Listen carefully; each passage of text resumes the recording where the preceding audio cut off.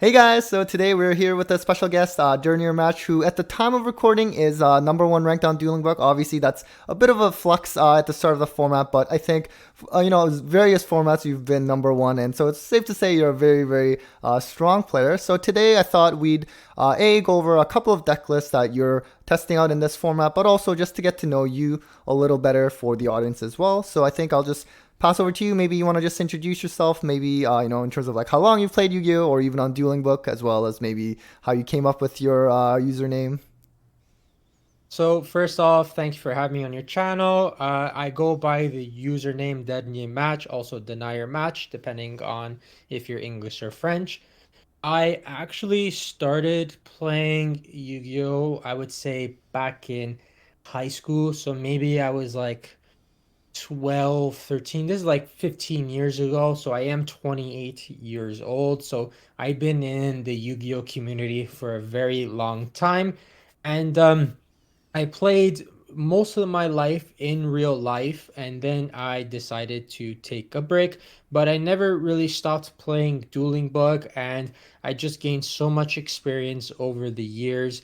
And yeah, it's been kind of like one of my most favorite games, one of the most strategic for me. And yeah, that's why I enjoy the game so much. Awesome. And sorry, before we continue, actually, I realized I forgot to shout out your YouTube channel, which I'll also have displayed on the screen the entire time. But yeah, definitely make sure to check out his channel. I'll have links down below. He provides commentary over competitive Dueling Book replays, as well as in terms of, combo guides as well in some cases. And so, yeah, obviously very helpful when it comes from a very strong player such as yourself. And so, and it's interesting that you mentioned how you're not playing too much in real life anymore. But I'm sure if you did participate, you would definitely do very, very well considering your success on Dueling Book. Yeah. Yeah, well, actually, when I used to play in real life events, I did attend YCSs, and I do have quite a few tops actually. And it would always be like I would not play in real life, but I would play on Dueling Book, and then I would go to the event and I would top the event. And then the people that I was around with were always kind of like questioning, be like, how can you not play in real life for 5 years and still top an event? And what they don't realize is that Dueling Book, I find, is like the platform to go for competitive gameplay to kind of like prepare you for big events. It's my go-to. I'll probably always use it instead of other platforms.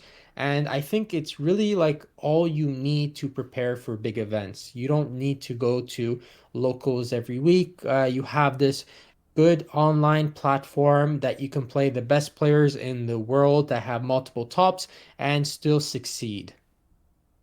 Yeah, no, that's a great point, and definitely for people who are maybe new to the competitive scene, Dueling Book definitely is the best simulator to really get that best competitive experience. And so maybe we can actually hop right onto your first deck list, which is branded Tearlaments, assume. So that's certainly interesting. Any reason for this particular variant rather than sort of, I guess, Danger Tearlaments or maybe even Lunalight?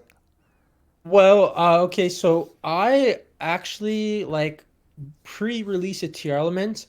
I was actually playing this deck versus other people in unrated. Well, the dangers weren't really like known to be put in the tier elements as well as the Luna lines.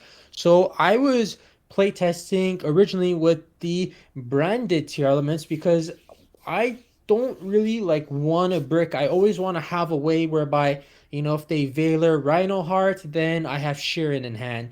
If you negate Sharon, then I have Branded Fusion. If you negate that, then maybe I have Swap Frog that can search Polymerization. So it's really hard to stop this variant of build because there are so many ways for you to get to your combo. And the best part about it is that this combo allows you to get so many resources as follow-up. So if you are able to have like a tragedy in your graveyard with a branded fusion, that itself is just follow-up. But on top of that, maybe you have a few cards in your hand as interruptions as well on the field Plus, you might have an Aliber in the graveyard, which can be a form of an additional negation if they remove your fusion monster from the field. So, it comes to the point where like just setting up maybe like a Mirror Jade Masquerade or like a Mirror Jade Dracostopelia is in reality maybe it could be like 6, 7 interruptions when you consider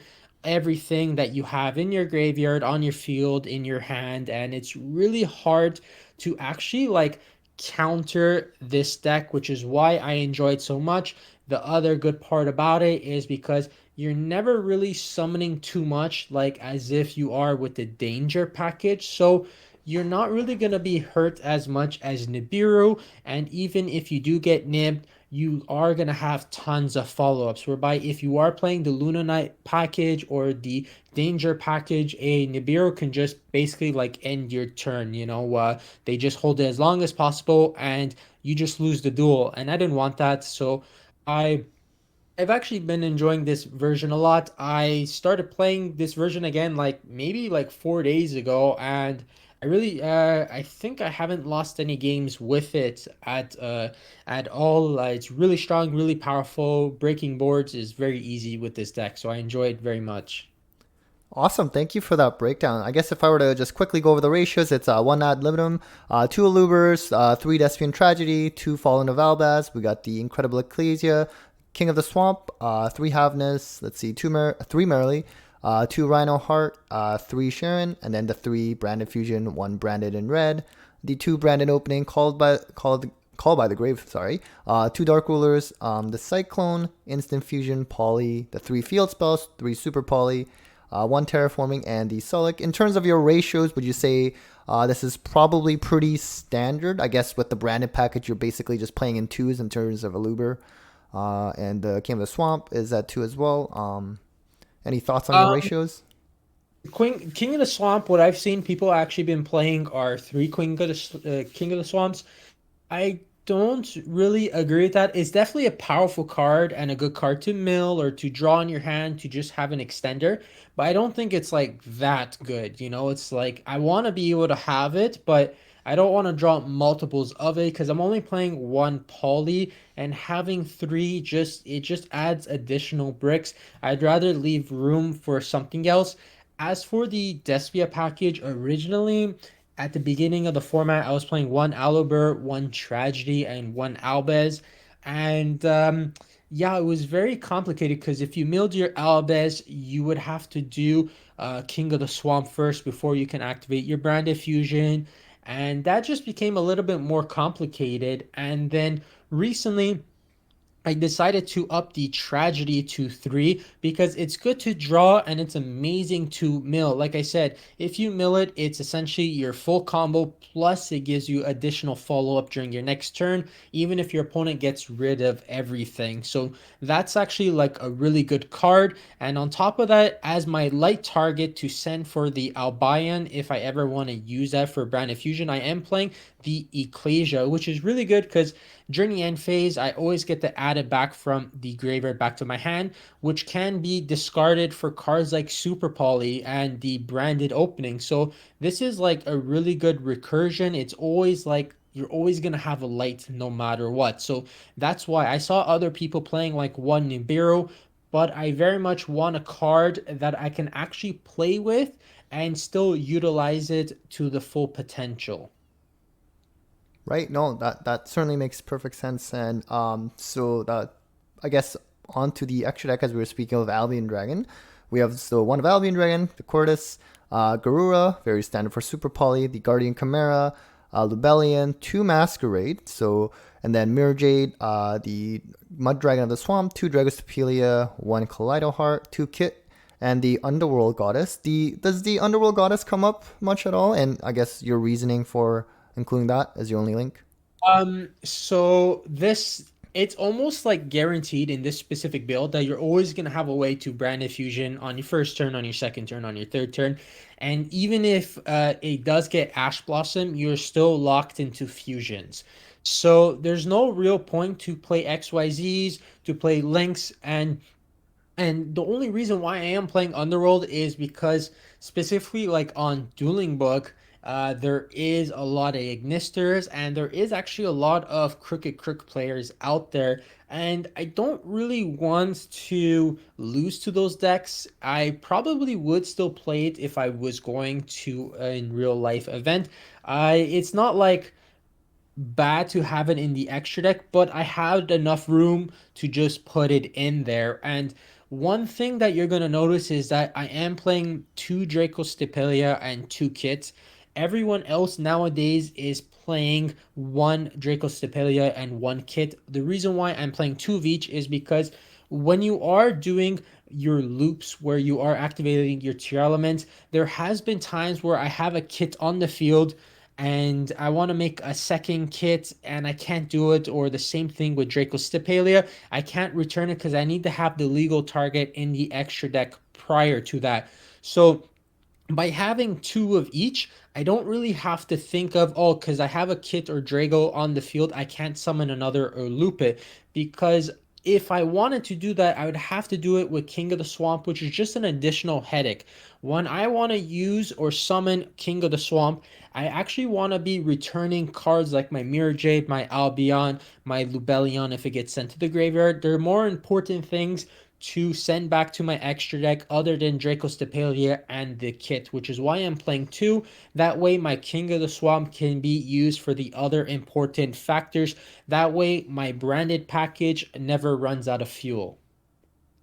Right. So that's awesome. Thank you for that breakdown. I think one thing as you were speaking, I realized is you're not playing any hand traps in the main, and so I guess tier limits maybe they don't play too often, too many anyways. But I guess any is that something you miss at all, or I misses a very far stretch because if anyone knows my playing style, I absolutely hate hand traps. The only hand trap I really do like is Shifter. And obviously you can't play it in this deck. I would play Maxi if it was legal, of course, but the game has evolved so fast that a single Ash Blossom or even like an Ash Veiler is not sufficient enough to really stop your opponent anymore.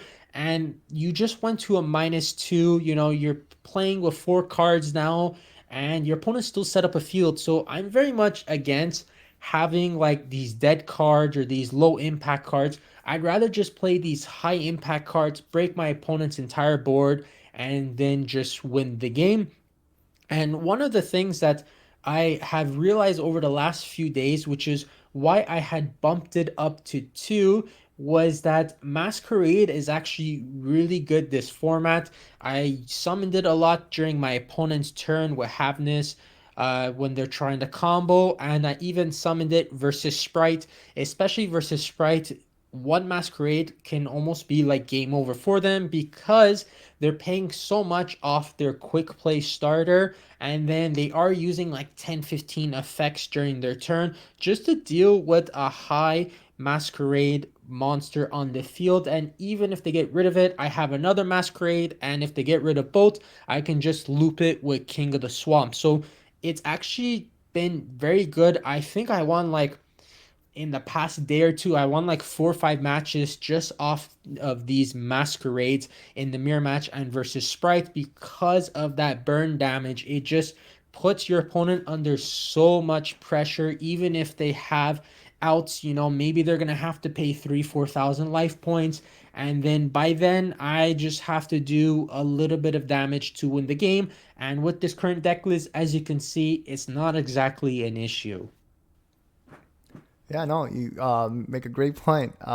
So I guess maybe moving on to the side, seems pretty standard.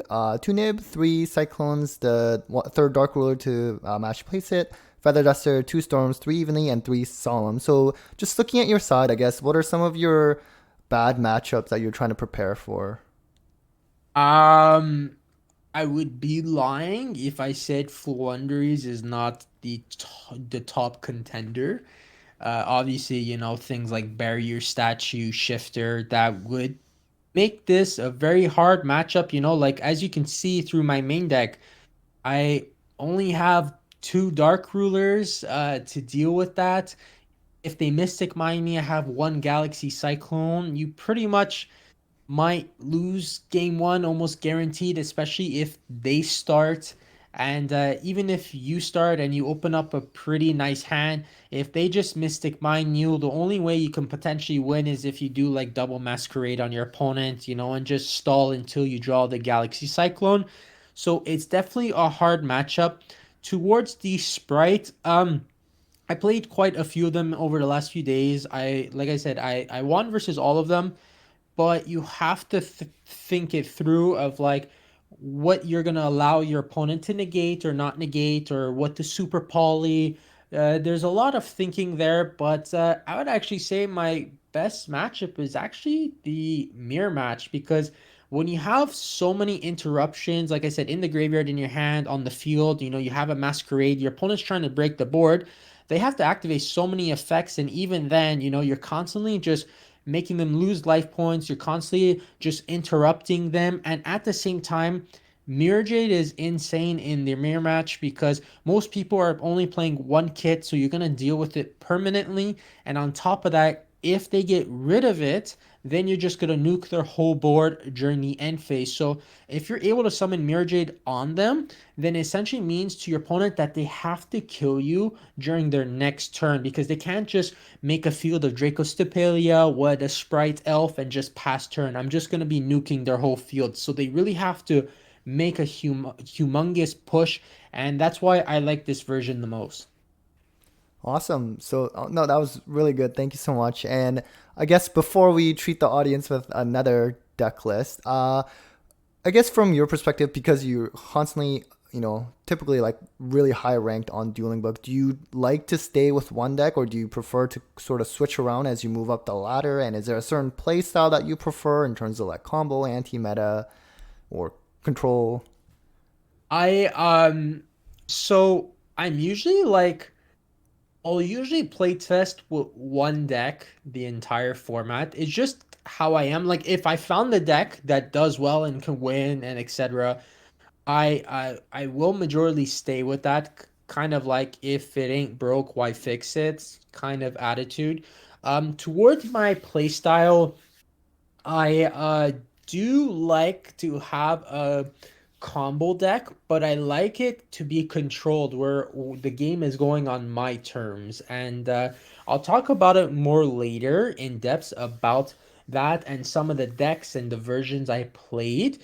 But yeah, I want to always be in control of the games, and that is the reason why I would never play a deck like Sprites. There's many decks like I have not played in the past. Like I was never big into Sword Soul or anything like that because they lose to like one card, and like, if you do like Dark Ruler no more versus Sword Soul or versus Sprite is pretty much just like game over for them.